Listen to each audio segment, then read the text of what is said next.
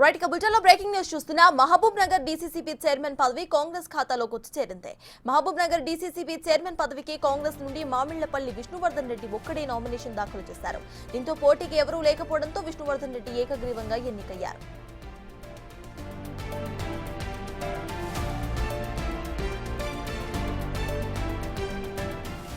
Mahabub Nagar DCCB chairman పదవిని దక్కించుకునేందుకు Congress party ప్రయత్నాలు చేస్తోంది. నేడు అధ్యక్ష పదవికి ఎన్నికలు జరుగుతూ ఉండగా ఏకగ్రీవం చేయాలని పావులు కదుపుతోంది. అత్యధిక మంది డైరెక్టర్స్ బీఆర్ఎస్ పార్టీకి చెందిన వారే ఉన్నా కాంగ్రెస్ నిర్ణయించిన క్యాండిడేట్ కు మద్దతు తెలిపేలా మంతనాలు జరుపుతోంది. చైర్మన్ కోసం పాన్గల్ పిఎస్ఎస్ చైర్మన్ విష్ణువర్ధన్ రెడ్డికి కాంగ్రెస్ పార్టీ మద్దతు ఇస్తున్నట్లుగా తెలుపుతోంది. ఆయనను ఏకగ్రీవంగా ఎన్నుకోబోతున్నందుకు చర్యలు కూడా చేపట్టింది.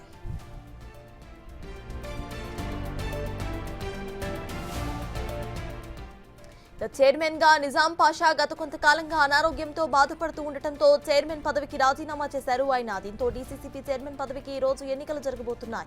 15 మంది డైరెక్టర్ల ఓటింగ్ లో పాల్గొనబోతున్నారు. మొత్తం 15 మంది సభ్యులతో 14 మంది విష్ణువర్ధన్ రెడ్డికి మద్దతు ఇచ్చేందుకు సానుకూలంగా ఉన్నారు.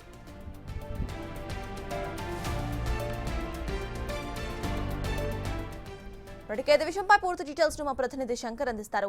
శంకర్, చెప్పండి, ఇటు విష్ణువర్ధన్ రెడ్డికి మద్దతు ఇచ్చేందుకు అందరూ కూడా ముందుకొచ్చినట్టు తెలుస్తోంది. ఆయన ఏకగ్రీవం అయ్యే అవకాశాలు కూడా ఎక్కువగా కనిపిస్తున్నాయి. ప్రెజెంట్ అప్డేట్స్ ఏంటి?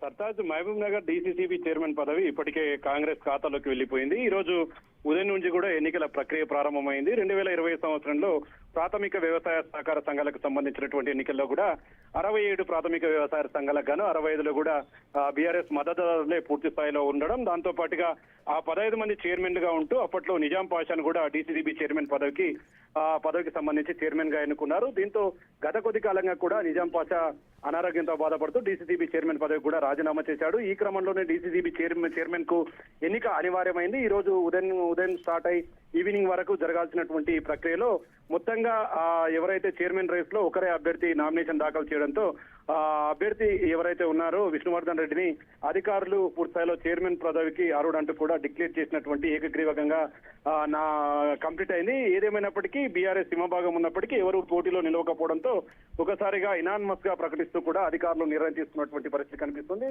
ఇక మామిళ్ళ విష్ణువర్ధన్ రెడ్డి కూడా ఇప్పటికే చైర్మన్ పదవిని దక్కించుకోవడంతో ఇక కాంగ్రెస్ శ్రేణులు అయితే నూతన ఉత్సాహం నిండుకుందని చెప్పవచ్చు. ఉదయం 9 గంటల నుంచి సాయంత్రం 5 గంటల వరకు కూడా ప్రక్రియ జరగాల్సి ఉండగా ఎవరు కూడా అభ్యర్థులు నామినేషన్ దాఖలు చేయకపోవడంతో మామిళ్ళ విష్ణువర్ధన్ రెడ్డిని చైర్మన్ పదవికి సంబంధించి అధికారులు అయితే ప్రకటించినటువంటి పరిస్థితి కనిపిస్తుంది. ఇప్పటికీ ఉమ్మడి పాలమూరు జిల్లా వ్యాప్తంగా ఉన్నటువంటి చాలా చోట్ల కూడా ముఖ్య నేతలంతా కూడా కాంగ్రెస్ పార్టీలోకి చేరిపోయారు. ఇదే క్రమంలో ఈ రోజు నిర్వహించినటువంటి ఎన్నికల ప్రక్రియలో సింహభాగం బీఆర్ఎస్ పార్టీ సభ్యులు ఉన్నప్పటికీ కూడా పోటీలో ఎవరు కూడా ముందుకు రాకపోవడం, పోటీలోకి రాకపోవడంతో ఇదంతా కూడా ఏకగ్రీవంగా కూడా కంప్లీట్ అయినటువంటి పరిస్థితి కనిపిస్తుంది. ఏదేమైనప్పటికీ ఉమ్మడి పాలమూరు జిల్లాకు సంబంధించినటువంటి ఈ డీసీసీబీ చైర్మన్ పదవి కాంగ్రెస్ వశం కావడంతో కాంగ్రెస్ శ్రేణిలో నూతన ఉత్సాహం నిండుకుందనే చెప్పవచ్చు. సత్తాజ్. Right, thank you Shankar.